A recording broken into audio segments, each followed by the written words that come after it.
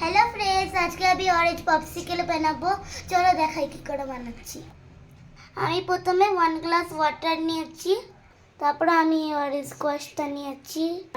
8 table স্পুনে আমি squash নিচ্ছি।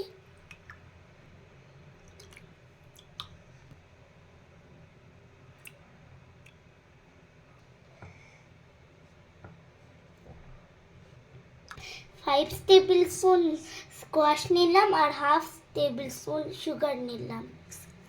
Mix now mix it.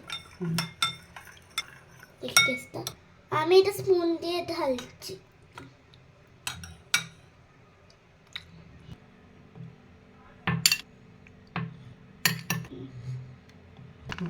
আবার ফিল করা হয়ে গেছে, এবার আমি স্টিকগুলো লাগিয়ে দিচ্ছি।